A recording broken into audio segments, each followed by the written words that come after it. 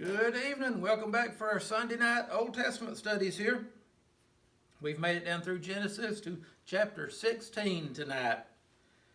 A little bit of background for chapter 16. Remember that I think it's like at least 4 times now that God's appeared to Abraham. Still calling him Abram at this point, but and God keeps telling him, said, I'm going to give you descendants. If you can count the sand on the beach, it'd be like that. Or if you can count the stars in the sky, it'd be like that. In other words, you can't count. There's going to be so many of them. Now, today we know that God's fulfilled that in, originally you could say all the Jews are descendants of Abraham. But in the bigger fulfillment, all Christians are descendants of Abraham because we're the children of that promise. Because it's by faith. We had the same faith that Abraham had. Remember, Abraham was called a friend of God. And what did Abraham do to earn that friendship with God? Same thing that you and I do. Said Abraham believed God, and it was counted as righteousness. We have a righteousness which is by faith. Now, Abraham, in one sense, is the father of all the biological Jews. And on the other hand, Abraham's the father of us all, as the New Testament says, as far as the children by faith. He's the father of all Christians in that faith.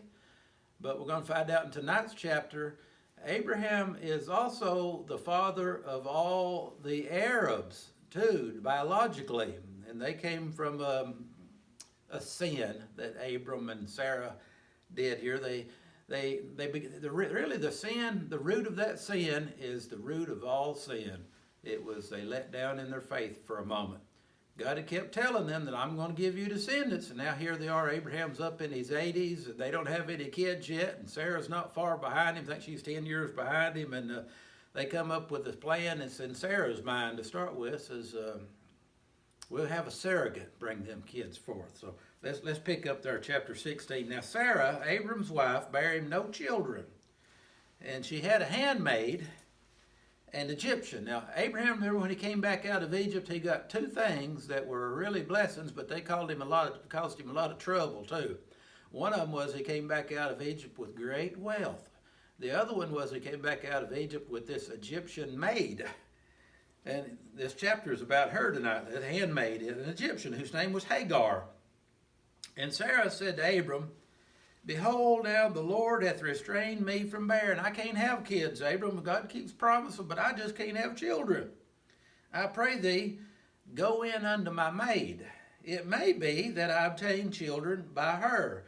Now, this wasn't just a top of the head outrageous as it sounds. It was the custom in that day, I've read before, that many times if a woman was barren, children were really important back then.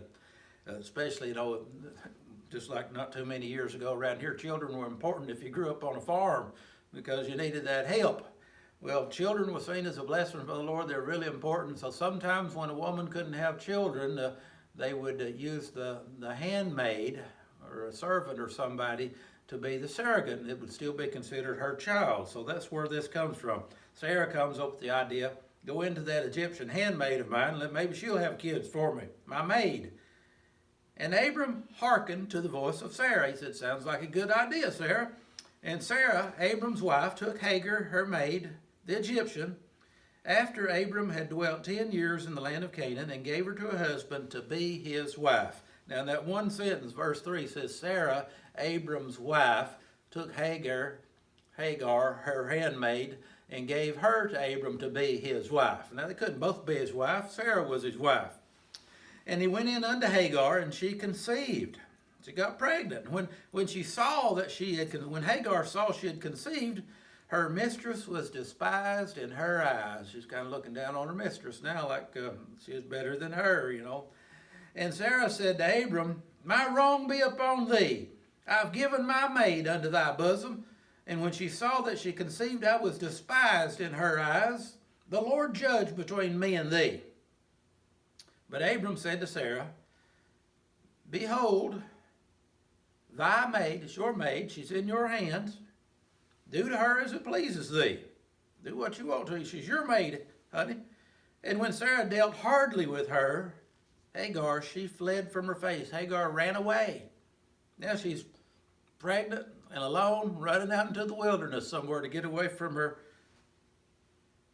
from Sarah, her mistress. In verse 7 says, and the angel of the Lord found her by a fountain of water. Now, as we're going to read on here, I've pointed out already several times in Genesis, when you meet somebody that calls them the angel of the Lord, angel can be translated messenger, the messenger of the Lord. But if you keep reading, many times you'll find out without a shadow of a doubt that that messenger of the Lord was the Lord. And I believe, in my Christian perspective, that it's the pre-incarnate Jesus before Bethlehem. He was always there. He was born. He took the form of a baby in Bethlehem and came into his creation. But the Lord's able to step in and out of time, here or there, or wherever he wants to, you know. So you're going to find out this angel of the Lord is really the Lord. The angel of the Lord found her by a fountain of water. And by the way, that's the Lord still doing what he does best. He's finding lost people. She's lost out in the wilderness. And the Lord comes and looks for her.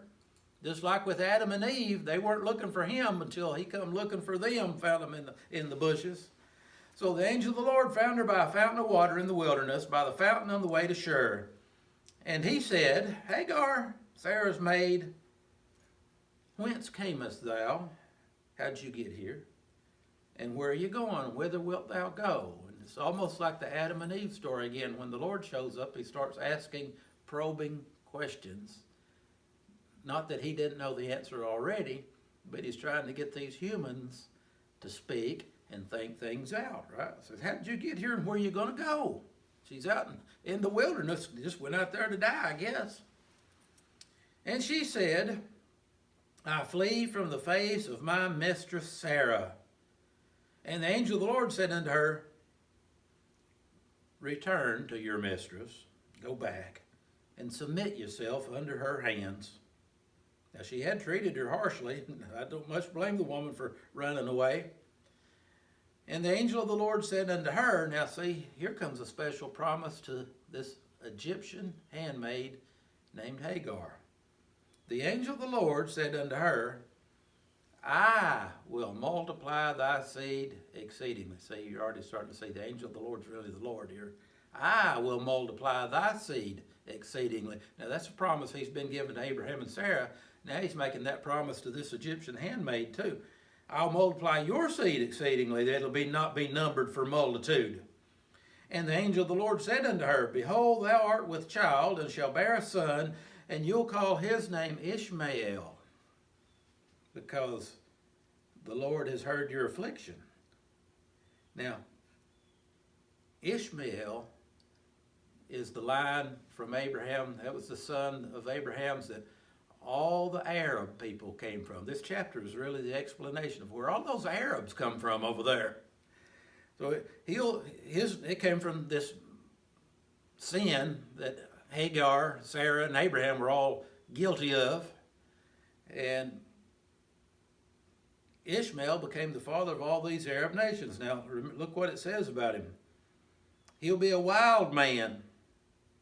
His hand will be against every man, and every man's hand will be against him. I mean, this sounds like the evening news when you watch Iraq and Iran and Saudi Arabia and Israel and all the stuff that's going on over there still, right? Everybody, the whole world's looking at Iran right now. Are they building a bomb? Or they're trying to. I mean, their hands against everybody, and we're all kind of leery of them. That wild man thing ain't gone away today, has it?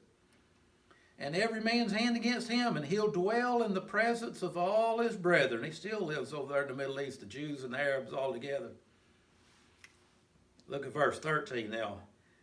And Hagar, she called the name of the Lord that spake unto her. See, now you find out it was the Lord. The angel of the Lord is the Lord here, the messenger of the Lord. And she called his name, Thou God seest me. For she said, have I also here looked after him that sees me? Which I think Abraham and Sarah has been quite an influence on her. She came from Egypt where they had all kinds of gods, a God for everything, didn't they? But now she's met the true Lord. Wherefore the well where the Lord found her was called Bir Laha Roy, which I think it means something like that's where the God that sees her met her. And locates it here. It's between Kadesh and Bered. 15. And Hagar bare Abram a son. And Abram called his son's name, which Hagar bare, Ishmael. In other words, Hagar had to go back and tell him that when she met the Lord said this promise to her and said, you call his name Ishmael. And Abram was 86 years old, 86, when Hagar bare Ishmael to Abram. And see, now you're starting to see why their faith's letting down a little bit. God's been making that promise over the years to them over and over again that I'm going to give you descendants like the sand on the beach and the stars in the sky. And they get older and they get older and they're older, and they finally come down to the think, I don't believe God's going to be able to do this. We're going to have to help him out. And they make this big mistake that all these wars in the Bible and all these wars today is still going on from. But you see, God was letting them go up into their old age. They're going to be way up there. I think Abraham's like 100, up past 100, when God's promise finally comes through and he gives him that little boy Isaac, who becomes the father of all the Jews.